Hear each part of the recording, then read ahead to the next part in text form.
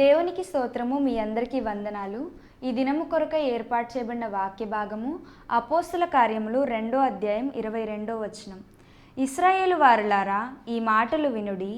దేవుడు నజరేయుడగు యేసు చేత అద్భుతములను, మహత్కార్యములను, సూచక క్రియలను మీ మధ్యను చేయించి ఆయనను తన వలన మెప్పు పొందిన వానిగా మీకు కనబరచెదను. ఇది మీరే ఎరుగుదురు. ఆమేన్. దేవునికి స్తోత్రం. హల్లెలూయా, హల్లెలూయా. మీ అందరికీ ప్రత్యేకమైన వందనాలు తెలియజేస్తున్నాను. శాంతి టీవీ ద్వారా ఆయన హెచ్చవలసి ఉన్నది, హీ మస్ట్ ఇంక్రీజ్ అనేటువంటి అనుదిన ఆత్మీయ కార్యక్రమం ద్వారా మరొక పర్యాయము మిమ్మల్ని కలుసుకోవడానికి దేవుడిచ్చినటువంటి దివ్య అవకాశాన్ని బట్టి నేను దేవుని స్తుతిస్తున్నాను. ఇది యెహోవా ఏర్పాటు చేసిన దినము, ఇందులో ఉత్సహించి సంతోషించదము. ఏడుస్తూ కూర్చోవలసిన సమయం కాదు ఇది. ఒకవేళ మీలో ఎవరైనా తమ ప్రియమైనటువంటి కుటుంబ సభ్యులను కోల్పోయి దుఃఖంలో, వేదనలో ఉన్నప్పటికీ కూడా దయచేసి జ్ఞాపకం చేసుకోండి, ప్రతిదీ దేవుని చిత్త ప్రకారం జరుగుతున్నాయి. ఎన్ని తలచినా, ఏది అడిగినా జరిగేది దేవుని చిత్తమే. మన మేలు కొరకే ఆయన సమస్తమును జరిగిస్తున్నాడు. ఇప్పుడు కాస్త దుఃఖాన్ని కలిగించవచ్చు. ఒకవేళ మనకు దూరమైన వాళ్ళు కాస్త మనల్ని విడిచి లేకపోతే వెళ్ళిపోయి మనల్ని ఒంటరి వాళ్ళుగా చేసినట్టు అనిపించి మనల్ని ఎడబాసినట్టుగా అనిపించవచ్చు. ఈ కొద్ది కాలపు ఎడబాటు కానీ ఒకరోజు శాశ్వతంగా లేకపోతే సుదీర్ఘకాలం మనం కలిసి ఉండే అవకాశం ఉంది. ఈ తాత్కాలికమైనటువంటి ఎడబాటు ఒక శాశ్వతమైనటువంటి కలయికలోకి, శాశ్వతమైనటువంటి సంగమంలోకి మనల్ని నడిపిస్తుంది. దేవుని స్తోత్రం. హల్లెలూయా. కాబట్టి ధైర్యంగా ఉందాం. మరణాలు, అకాలపు మరణాలు జరుగుతున్నాయి. అయినప్పటికీ ధైర్యంగా ఉందాం. ప్రభు మనకు ఆయుష్నించేంతకాలం భూమి మీద మనం ఉంటాం. సజీవులైన దేశంలో యెహోవాను మనము మహిమపరుస్తాం. సజీవులైన దేశంలో మనము దేవుని దయను పొందుతున్నాము అనేటువంటి నమ్మకంతో మనం ముందుకు సాగుదాం. ఈ సమయంలో మనం దేవుని వాక్యాన్ని ధ్యానించుకుందాం. ఈ కార్యక్రమం కొరకు మీరు ప్రార్థిస్తున్నారు. దయచేసి ఈ కార్యక్రమం ముగిసిన తర్వాత లేకపోతే ప్రార్థన, ఈ సందేశము మీరు వింటూ ఉండగా దయచేసి ఈ కార్యక్రమం కోసం ప్రార్థించాల్సిందిగా కోరుతున్నాం. మీలో కొంతమంది ఫోన్ కాల్స్ చేశారు, వారిని బట్టి నేను ప్రభు నామాన్ని మహిమపరుస్తున్నాను. ఫోన్ కాల్స్ చేయడం కన్నా వాట్సాప్లో నన్ను కాంటాక్ట్ చేసి I'm so and so from so and so place, నేను పలానా స్థలం నుంచి అని మీరు చెప్పగలిగితే మిమ్మల్ని వెంటనే రెస్పాండ్ చేసి, కొత్త నంబర్ వచ్చిందనుకోండి ఎవరు ఏంటి అనేది ఆలోచించాల్సి వస్తుంది. కనుక వాట్సాప్ ద్వారా మీరు నన్ను కాంటాక్ట్ చేసి మీ ప్రస్తావన తీసుకొచ్చి మీ విషయం ఏంటో, మీ ప్రార్థన రిక్వెస్ట్లు ఏంటో, లేదా మీ కామెంట్స్ ఏంటో, మీ విమర్శలు ఏంటో దయచేసి తెలియజేయాల్సిందిగా కోరుతున్నాను. మీకు ఏదైనా వివరణలు కావాలనుకున్న వివరణలు ఇవ్వడానికి, ఆత్మ సంబంధంగా ఇవ్వడానికి ప్రయత్నం చేస్తాం. దేవుని స్తోత్రం. హల్లెలూయా.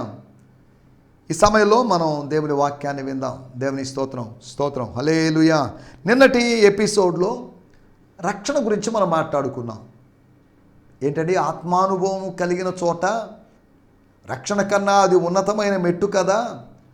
ఆత్మానుభవము, అన్య భాషలతో మాట్లాడడం, అన్య భాషల వరాలు, ఆ వరాల వినియోగం, లేకపోతే ప్రవచించేటువంటి వరము, లేకపోతే దర్శనాలు, లేకపోతే స్వప్నాలు, కళల యొక్క వరాలు, ఇవన్నీ ఉన్న చోట మళ్ళీ రక్షణ గురించిన బేసిక్ స్టెప్లోకి ఎందుకు దిగిపోయారు అని మీరు అంటారేమో. ఇక్కడ రాయబడింది, రక్షింపబడ్డవారు ఆత్మ సంబంధమైన అనుభవాల్లో ముందుకెళ్తున్నారు, ప్రమోట్ అవుతున్నారు. ఒక స్టెప్ వాళ్ళు ముందుకు వెళ్ళిపోయారు, హయ్యర్ లెవెల్లోకి వెళ్ళిపోయారు. కానీ రక్షణ లేనివారు వాళ్ళు లోపలికి ప్రవేశించారు. వారు ఒక్క అడుగు ముందుకు వేస్తున్నారు, వాళ్ళు ఒక స్టెప్ హయ్యర్ వెళ్తున్నారు. కొత్త వాళ్ళు ఒక స్టెప్ హయ్యర్ వేస్తున్నప్పుడు పాత వాళ్ళు ఇంకో స్టెప్ హయ్యర్ వేయాలి. అనగా ఆల్రెడీ మందలో ఉన్నటువంటి గొర్రెలు కాకుండా కొత్త గొర్రెలు వచ్చాయి. కొత్త గొర్రెల్ని దేవుడు నడిపించాడు. యోహాను సువార్త 10వ అధ్యాయంలో, నాకు ఈ మంద కాకుండా వేరొక మంద ఉంది, ఆ మందని ఈ మందని కలుపుతాను, అనగా కొత్త మందని పాత మందతో కలుపుతాను, అప్పుడు పాత మంద కొత్త మంద అనేది ఉండదు, మంద ఒకటే అవుతుంది. మంద ఒకటే అయినప్పుడు మందలు వేరువేరుగా ఉన్నప్పుడు కాపరులు వేరుగా ఉంటారేమో కానీ మంద ఒకటైనప్పుడు ఇక కాపరి ఒకటే కదా, కాపరి నేనే కదా అని అన్నట్టుగా ప్రభు మాట్లాడాడు. అనగా ఇక్కడ 2 విధాలైన గొర్రెలు కనిపిస్తున్నాయి. గొర్రెలు కాదండి, మళ్ళీ గొర్రెలు కనిపిస్తున్నాను వాళ్ళు మనుషులైతే గొర్రెలు అంటారేంటి? యేసు ప్రభు చెప్పిన మాటను ఆధారంగా చేసుకొని ఆత్మీయ అనుభవం పొందుతున్నవారు, ఆత్మ వరాల్లో స్టెప్ వేస్తున్నవారు, ఆత్మ సంబంధంగా రక్షణ పొందుతున్నవారు వీళ్ళిద్దరూ కలుసుకుంటున్నారు. వాళ్ళిద్దరు సంఘములో సహవాసంలో ఒక కార్పొరేట్ స్పిరిచువల్ లివింగ్లో వాళ్ళు కలుసుకుంటున్నారు. క్రీస్తులో వాళ్ళు కలుసుకుంటున్నారు.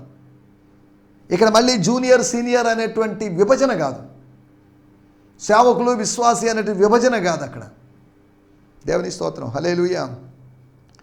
దాని గురించి మనం రక్షణ అనే మాట అక్కడ ఉంది కాబట్టి ప్రభు నామమును బట్టి ప్రార్థన చేయు వారందరూ రక్షణ పొందుతారని రాయబడింది కనుక ఎప్పుడు ప్రభు ప్రత్యక్షమగు ఆ మహాదినము రావడానికి మునుపు, అనగా సూర్యుడు చీకటిగాను చంద్రుడు రక్తముగాను మారడానికి ముందు, మారలేదు, మారాయని చెప్పడం లేదు. ఈ మాట మొదటి శతాబ్దానికి మాత్రమే 70వ సంవత్సరంలోపు వర్తించే మాట అనుకోవడానికి కూడా వీల్లేదు. స్తోత్రం. మనం ఆలోచిస్తున్న మాట, ప్రార్థన ద్వారా ఒక మనిషి రక్షింపబడతాడు. ప్రార్థనలో పశ్చాత్తాపం ఉంటుంది, ప్రార్థనలో ఒప్పుకోలు ఉంటుంది. ప్రభువా నన్ను రక్షించు అనే ప్రార్థన. ప్రభువా నేను పాపిని, నేను చాలా తప్పులు చేశాను ప్రభువా, నీకు విరోధంగా పాపం చేశాను, పరలోకానికి విరోధంగా పాపం చేశాను అని తప్పిపోయిన కుమారుడు తిరిగి వచ్చి తండ్రితో చేస్తున్న ఒప్పుకోల్లాగా. 3 రోజులు గుడ్డివాడై యూదా అను వాని ఇంట్లో ఉన్నటువంటి తార్సువాడైనటువంటి సౌలు అనేటువంటి పౌలు, స్తోత్రం, అతని జీవితంలో జరిగినట్లుగా అతను 3 రోజులు పశ్చాత్తాపంతో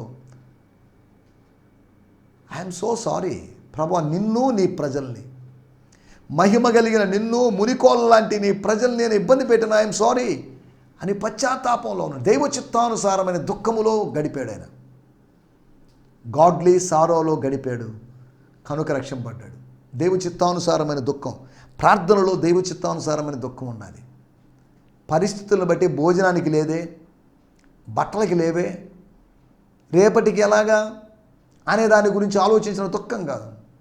not godly, this is not godly sorrow. Godly sorrow అంటే it's towards our spiritual lifes. స్తోత్రం. మన నీడ్స్ని ఆధారంగా జరిగేటువంటి, మన అవసరతల ఆధారంగా చేసేటువంటి ప్రార్థన దైవ చిత్తానుసారమైన దుఃఖం కాదు. మన ఆత్మీయతను ఆధారంగా చేసుకొని జరిగేదే దైవ చిత్తానుసారమైన దుఃఖము. లోకానుసారమైన దుఃఖము, దైవ చిత్తానుసారము కానటువంటి దుఃఖం, అనగా దేహ చిత్తానుసారమైన దుఃఖం మారు మనసును కలిగించదు, దుఃఖాన్ని ఆవేదనని కలిగిస్తుంది, మరణాన్ని కలిగిస్తుందని మనం చదువుకున్నాం.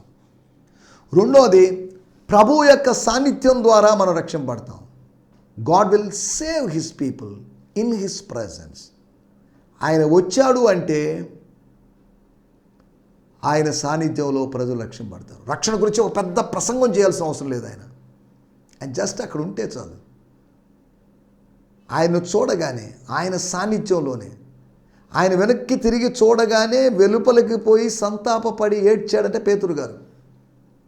జస్ట్ ఒక చూపు, ఆయన చూపు, ఆయన మాట చాలు ఒక జీవితాన్ని శాశ్వతంగా మార్చడానికి.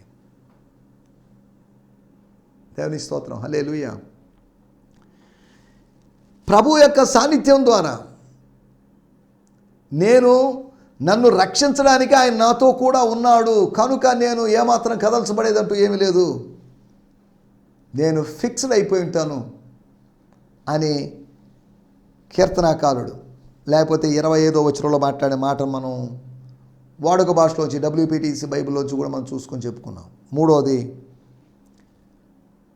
2వ అధ్యాయం 40వ వచనంలో ఇంకను అనేక విధములైన మాటలతో, వేరువేరు మాటలతో, చిన్న ప్రసంగం అయినప్పటికీ ప్రసంగం తర్వాత కామెంట్స్, లేకపోతే దానికి ఎక్స్ప్లెనేషన్స్ ఇవన్నీ ఇచ్చిన తర్వాత, సాక్ష్యం చెప్పిన తర్వాత, టెస్టిమనీస్ ఇచ్చిన తర్వాత, మీరు మూర్ఖులకు ఈ తరము వారికి వేరై ఉండి రక్షణ పొందండి.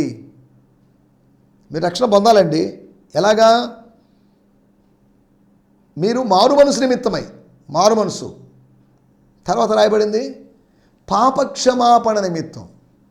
అనగా మారు మనసు పాపక్షమాపణ నిమిత్తం. అదే రక్షణ. రక్షణలో మారు మనసు ఉంటుంది, పాపక్షమాపణ ఉంటుంది. పాపక్షమాపణ అనేది నా సైడ్ నుంచి జరిగే పని కాదు, దేవుని సైడ్ నుంచి జరిగే పని. మారు మనసు అనేది నా సైడ్ నుంచి జరిగే పని. మారు మనసు అనేది విశ్వాసంతో జరిగేటువంటి పని.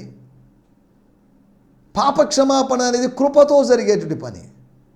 ఎప్పుడైతే కృపా విశ్వాసము కలుసుకున్నాయో అక్కడ రక్షణ జరిగింది, రక్షణ కార్యం జరిగింది, గొప్ప రక్షణ కార్యం జరిగింది. స్తోత్రం, హల్లెలూయా. మన ఇక్కడ ఆలోచిస్తున్న విషయం, వారి రక్షణ పొందండి అని బతిమిలాడారని కాదు, వారిని హెచ్చరించను. మీరు మూర్ఖులకు తరము వారితో ఉంటే డేంజర్. ఆ డేంజర్లోంచి, ఆ డేంజర్ జోన్లోంచి బయటికి రండి. Come out of this Babylon, come out of this evil people. ఎవరళ్ళు మూర్ఖులకు ఈ తరం వారు అంటే, స్తోత్రం, 23వ వచనంలో మీరు దుష్టుల చేత సిలువ వేయించి చంపిరి. దుష్టుల చేత, దుష్టులు లేకపోతే మూర్ఖులు లేకపోతే వంకర తరం వారు, లేదా అంటే దుష్టులు అనేదానికి అక్కడ కింద ఫుట్ నోట్లో రాయబడింది అక్రమకారులు. దుష్టులు, అక్రమకారులు, మూర్ఖులు, వంకర తరం వారు, ఈ లోకస్తులు, యూదామతస్థులు, యూదామత ఛాందసవాదులు, వీళ్ళందరికీ వేరైపోయి వాళ్ళందరితో కలిసి ఉంటే కాదు, వాళ్ళందరితో కలిసి ఉంటే వాళ్ళ ప్రభావం మీ మీద ఉంటుంది. వాళ్ళందరికీ వేరే ఉంటే మీరు, మీ మీద దేవుని ప్రభావం, అపోస్తుల యొక్క ప్రభావం ఉంటుందని చెప్తున్నాడు అక్కడ. మూడోది, ప్రత్యేకించబడడం ద్వారా, ప్రభువు కోసం ప్రత్యేకించబడాలి. తర్వాత 4వదిగా ప్రభువునందు విశ్వాసం ఉంచడం ద్వారా, ప్రభువుని నమ్మడం ద్వారా.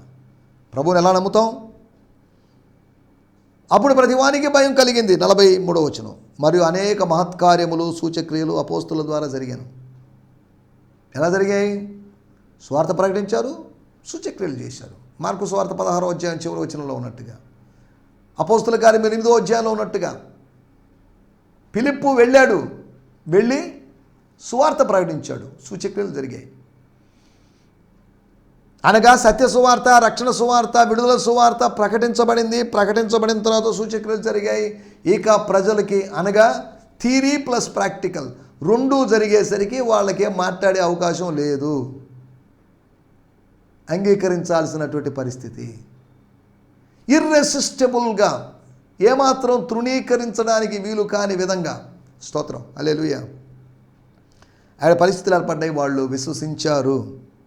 విశ్వసించిన వారందరూ ఏకముగా కూడి తమకు కలిగినదంతయు సమిష్టిగా ఉంచుకోండి. విశ్వసించిన వారందరూ ఎలా ఉన్నారు అంటే 32వ వచనంలో, 4వ అధ్యాయం 32, విశ్వసించిన వారందరూ ఏక హృదయము ఏకాత్మయు కలిగిన వారై ఉండిరి. ఎవడనో తనకు కలిగిన వాటిలో ఏది తనదని అనుకోలేదు, వారికి కలిగినదంతయు వారికి సమిష్టిగా ఉండెను. దేవునికి స్తోత్రం. విశ్వసించిన వారు, విశ్వసించిన వారి లక్షణాలు, స్తోత్రం, హల్లెలూయా. వీటి గురించి మనం గత ఎపిసోడ్లో మాట్లాడుకున్నాం.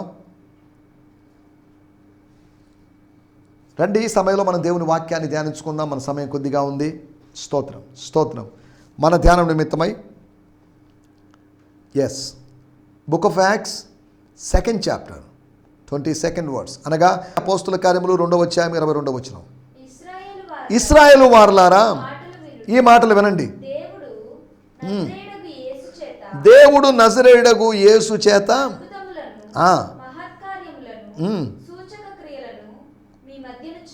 మీ మధ్యను చేయించి తన వలన మెప్పు పొందిన వానిగా మీకు కనబరచను. ఇది మీరే ఎరుగుదురు. నేను దీంట్లో చదువుతున్నాను, ఫాదర్స్ లైఫ్ న్యూ టెస్టిమెంట్లో వచ్చి చదువుతున్నాను, 2వ అధ్యాయము 22వ వచనము. తర్వాత వాడుక భాషలో కూడా చదువుకుందాం. Men, Israelites, hear these words. Jesus of Nazareth, a man from God, showed you mighty works, miracles and signs, which God did through him in your midst, just as you yourselves know. స్తోత్రం. వాడుక భాషలో చదువుకుందాం. ఇశ్రాయేలు ప్రజలారా, ఇది వినండి. దేవుడు నజరేతు నివాసి అయినటువంటి యేసుని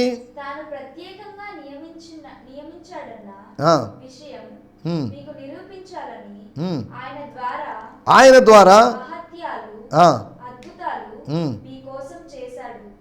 సూచనలు చూపాడు. ఈ ఈ మహత్యాలు అద్భుతాలు చేసినట్లు సూచనలు చూపినట్లు మీకు ఇదివరకే తెలుసు. దేవుని స్తోత్రం. హల్లెలూయా. స్తోత్రం. నేను చదువుతున్నాను 2వ అధ్యాయం 22వ వచనము, బ్రియాన్ సిమ్మన్స్ గారి టీపీటీ ద ప్యాషన్ ట్రాన్స్లేషన్ నుంచి. పీటర్ కంటిన్యూడ్, అనగా పీటర్ కొనసాగిస్తూ ఇలా అన్నాడు, people of Israel listen to the facts. సత్యాలు తెలుసుకోండి, కట్టుకథలు కాదు, పెట్టకథలు కాదు, ఉపమానాలు కాదు, మీ యూదా మత పుస్తకాల్లో ఉన్నటువంటి విషయాలు కాదు. Listen to the facts. Jesus the victorious was a man on divine mission whose authority was clearly proven. For you know how God performed many powerful miracles, signs and wonders through him. అయ్యలారా, ఇశ్రాయేలు ప్రజలారా, మీరు వినండి స్వామి, అయ్యా వినండి బాబు అన్నట్టుగా ఆయన మాట్లాడుతున్నాడు. జీసస్ ద విక్టోరియస్ వన్, విజయవంతుడైనటువంటి జయశీలి అయినటువంటి యేసు, జయమునే శీలముగా కలిగినటువంటి యేసు. ఏంటి విక్టోరియస్ అన్నాడేంటి? జీసస్ ఆఫ్ నజరేత్ అనకుండా. స్తోత్రం. నజరీన్ అంటే కొమ్మ, బ్రాంచ్ అని అర్థం. The Aramaic word used here also implies the title of an heir of powerful family or one who is victorious. ఒక విజయవంతమైన వ్యక్తి నుంచి వచ్చినవాడు, అక్కడ నుంచి కొమ్మగా వచ్చినవాడు విజయవంతమైన అనేటువంటి మూల భాషలో లేకపోతే అరామిక్లో ఉపయోగించబడింది. కాబట్టి ఇక్కడ నజరేతు వాడైన అనే దానికన్నా విక్టోరియస్ అనే మాటను ఇక్కడ తరచుగా ఉపయోగించబడింది. He was a man cent from God, దేవుడి దగ్గర నుంచి పంపబడిన మనిషి, తండ్రి పంపినటువంటి తనయుడు. ఈ విజయవంతుడైనటువంటి యేసు, విజయము సాధించడానికి వచ్చినట్టు యేసు was a man on a divine mission. ఒక దివ్యమైనటువంటి ప్రణాళికతో, కర్తవ్యంతో ఆయన ఈ లోకానికి వచ్చాడు. Whose authority was clearly proven. ఆయన యొక్క అధికారము స్పష్టంగా నిరూపించబడింది, తేటగా నిరూపించబడింది. For you know how God performed many powerful. మీకు తెలుసు ఎన్ని గొప్ప అద్భుతాలు, సూచనలు ఆయన ద్వారా అద్భుత కార్యాలు జరిగాయనేది. దేవుని స్తోత్రం. హల్లెలూయా. స్తోత్రం. మన ఇక్కడ ఆలోచిస్తున్న విషయాల్లోకి వచ్చేద్దాం. స్తోత్రం. ఇక్కడ ఒక మాట చూడండి, ఆయనను తన వలన మెప్పు పొందిన వానిగా మీకు కనబరచును. ఈ మాటను మనం కొద్దిగా ఆలోచిస్తున్నాం. మన టైటిల్ కూడా అదే, కనబరచబడినటువంటి యేసు, revealed Jesus or displayed Jesus. యేసు ఎలా చూపబడ్డాడు, ఎలా ప్రస్తావించబడ్డాడు. కనబరచడం అంటే చూపించడం. యేసుని ఎవరు కనబరిచారు? యేసుని తండ్రి కనబరిచాడు. తండ్రిని ఎవరు కనపరిచారు? కనపరచడం కాదు, కనపరచడం. కుమారుడు, తండ్రిని కుమారుడు, కుమారుడిని తండ్రి. ఈయన నా ప్రియమైన కుమారుడు, ఈయన నా ప్రియ కుమారుడు, ఈయనందు నేను ఆనందిస్తున్నాను. కనబరిచాడు. ఆయన ఎంత ప్రియమైన వాడు, ఆయన మీద తనకి ఎంత ప్రేమ ఉందో, ఆ ప్రేమను, జగత్తుకు పునాది వేయబడక ముందే ఉన్నటువంటి ప్రేమను, ఆ నిత్యమైన ప్రేమను, శాశ్వతమైన ప్రేమను రివీల్ చేశాడు, బయలుపరిచాడు. స్తోత్రం. హల్లెలూయా. నిత్యత్వంలో ఉన్న ప్రేమ, నిత్యత్వం వరకు కొనసాగేటువంటి ప్రేమ, వారిని అంతము వరకు ప్రేమించను. స్తోత్రం. మనం ఆలోచించాల్సిన మాట, ఆయనను కనబరచాడు మీ మధ్యలో. ఎలాగా? మెప్పు పొందిన వానిగా, అప్రూవ్డ్ వన్గా. ముప్పు పొందిన వానిగా కాదు, మెచ్చుకున్నబడిన వాడిగా, అప్రిషియేటెడ్ వన్గా. అనగా దాని అర్థం ఏంటంటే, ఆయన వలన లేదు ముప్పు లేదు, తండ్రికి కుమారుని వల్ల, కుమారుడికి తండ్రి వల్ల ముప్పు లేదు, కానీ తండ్రి అతన్ని మెప్పు కలిగిన వారిగా, well done my son Jesus అని చెప్పినట్లుగా మనం అర్థం చేసుకోవాలి. అలా చెప్పాడని బైబిల్ ఎక్కడ లేదండి. అనగా మెప్పు పొందిన వానిగా, మనుషుల చేత కాదు, ఆయనను తన వలన మెప్పు పొందిన వారిగా. మనుషులు మెచ్చుకున్నవాడు యోగ్యుడు కాదు, ప్రభువు మెచ్చుకున్నవాడే యోగ్యుడు. మనుషులు మెచ్చుకోవచ్చు ఈరోజు, అబ్బే మంచివాడండి ఈరోజు చెప్పిన వాళ్ళు రేపు అబ్బే కాదండి, ఆ రోజు ఏదో అన్నాం కానీ తొందరపడి అనుకున్నాం కానీ మంచోడు అనుకున్నాం కానీ మంచోడు కాదండి అని అంటారు. ప్రభువు వలన మెప్పు పొందిన వానిగా, దేవుని స్తోత్రం, ఇది మీరు ఎరుగుదురు. కనబరచబడినటువంటి యేసు ఎలా కనబరచబడ్డాడు? అపోస్తల కార్యములు 7వ అధ్యాయంలో మోసెస్ని గురించి, అనగా మోషే గురించి స్టెఫను ప్రస్తావించాడు. వేరు విధాలుగా ప్రస్తావించాడు. వాటిని రాబోయే రోజుల్లో మనం మాట్లాడుకుంటాం. అలాగే ఒక వ్యక్తిని గురించి, తన కుమారుని గురించి తండ్రి ఎలా ప్రస్తావించాడు? వీటి గురించి 4 విషయాలు మీకు త్వరగా జ్ఞాపకం చేయబోతున్నాను ఈ అధ్యాయంలోంచి. 2వ అధ్యాయము 22వ వచనములో రాయబడింది, ఆయన అద్భుత కార్యములు మహత్కార్యములు మీ మధ్యన చేయించి, ఎవరి చేత? యేసు చేత. చేశాడు అని కాదు, యేసు చేశాడని కాదు, యేసు చేత చేయించాడు. యేసు చేత చేయించింది ఎవరు? తండ్రి. అనగా దాని అర్థం ఏంటి అంటే, యేసుని ఒక పరిచారకునిగా కనబరిచాడు. He portrayed or he displayed Jesus as a minister, as a servant. పరిచారకుడుగా ఆయన్ను కనబరిచాడు. అందుకనే యేసు ప్రభు చెప్పాడు మత్తయి సువార్త 20వ అధ్యాయంలో, పరిచారం చేయడానికి కాదు, చేయించుకోవడానికి కాదు, చేయడానికి వచ్చాను నేను. స్తోత్రం. అందుకని ఆయన నాయకత్వం, సేవక నాయకత్వం అనడం జరిగింది. 2వ విషయాన్ని నేను మీకు జ్ఞాపకం చేస్తాను. 2వ అధ్యాయము 24, మరణము యేసును బంధించి ఉంచడం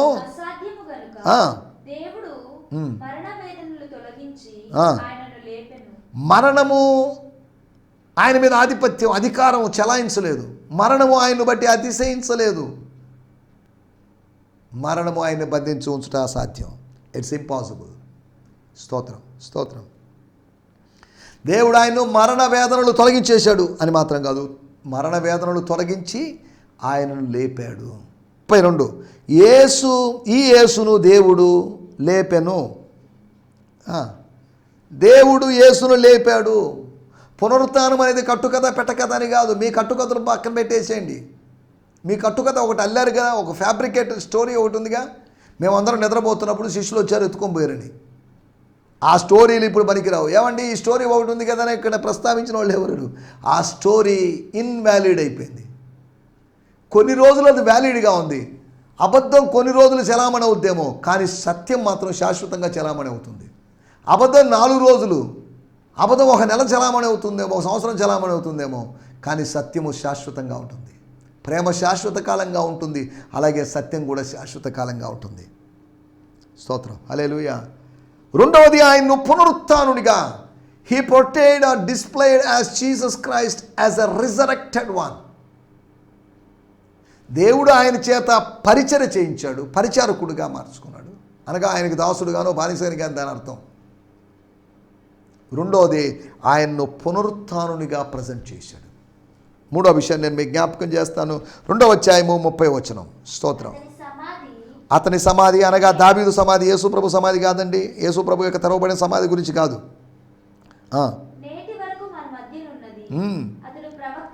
దావీదు అనేటువంటి ఆయన ప్రవక్తే, రాజే, కానీ ప్రవక్త ఉన్నాడు. అతని గర్భఫలములో నుండి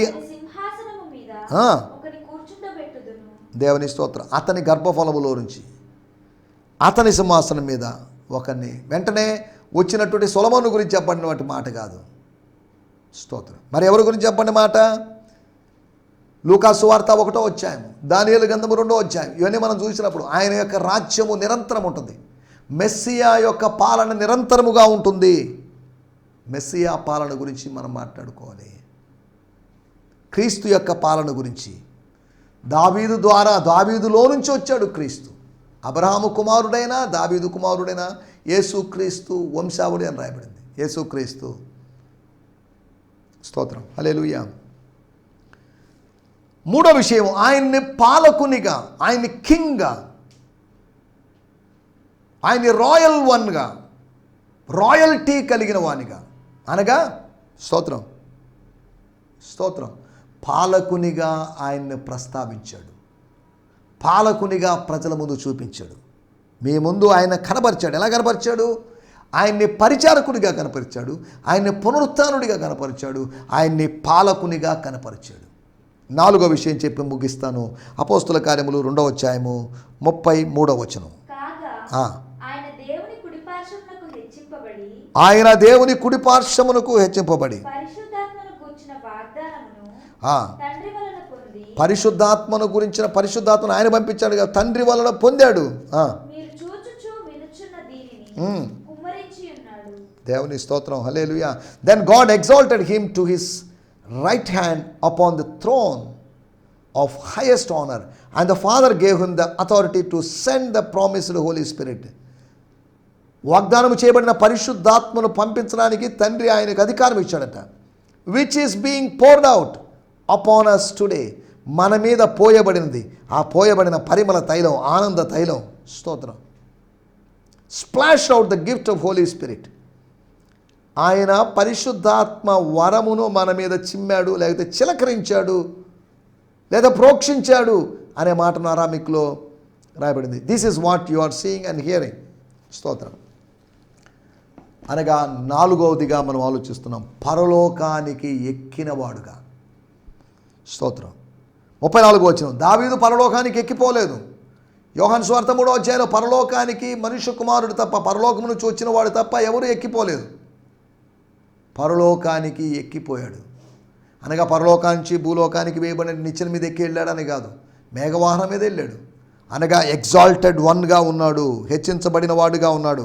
ఆ హెచ్చించబడిన వాడిని మనం ఆరాధనలో మహిమపరుస్తున్నాం, పాటల్లో మహిమపరుస్తున్నాం, ప్రసంగంలో మహిమపరుస్తున్నాం. కాబట్టి మనం ఇక్కడ ఆలోచిస్తున్న మాట, ఆయన దేవుని కుడి పార్శ్వమునకు హెచ్చింపబడ్డాడు. చూడండి, ఎక్కడున్నాడు తెలుసా? నా కుమారుడు లోయలో లేడు, సమాధిలో లేడు. నా కుమారుడు నాతో ఉన్నాడు, హెచ్చించున్నాడు, తనతో సమానంగా కూర్చోబెట్టుకున్నాడు. దేవుని స్తోత్రం, హల్లెలూయా. మనం ఆలోచిస్తున్న మాటలు, ఆ మాటలు నేను ఇక్కడ ముగించేస్తున్నాను. కనబరచబడినటువంటి యేసు ఎలా కనబరచబడ్డాడు? 1, ఆయన పరిచారకునిగా కనపరచబడ్డాడు. 2వది పునరుత్థానుడిగా కనపరచబడ్డాడు. 3వది పాలకునిగా కనపరచబడ్డాడు. 4వది పరలోకమునకు ఎక్కిపోయిన వారిగా కనపరచబడ్డాడు. ఇటు యేసును ఆరాధిస్తూ ముందుకు సాగడానికి ప్రభు మనకు కృపను అనుగ్రహించును గాక. ఆమేన్, హల్లెలూయా, హల్లెలూయా. మీ అందరికీ వందనాలు. ప్రభు మన దీవించును గాక. ఈ సందేశము మీకు ఆశీర్వాదకరంగా ఉందని నమ్ముచున్నాము. ప్రార్థన అవసరతల కొరకు మమ్మల్ని సంప్రదించవలసిన మా చిరునామా గిద్యోన్ మిషన్ చర్చ్, 6వ వీధి, శాంతినగర్, నెల్లూరు 4, ఆంధ్రప్రదేశ్. పిన్ 524004. మా ఫోన్ నంబర్లు 7036443613 మరి ఒక నంబర్ 9392293010. మా ఈమెయిల్ ఐడి gfihmi2015@gmail.com. దేవుడు మిమ్మును ఆశీర్వదించునుగాక. ఆమేన్.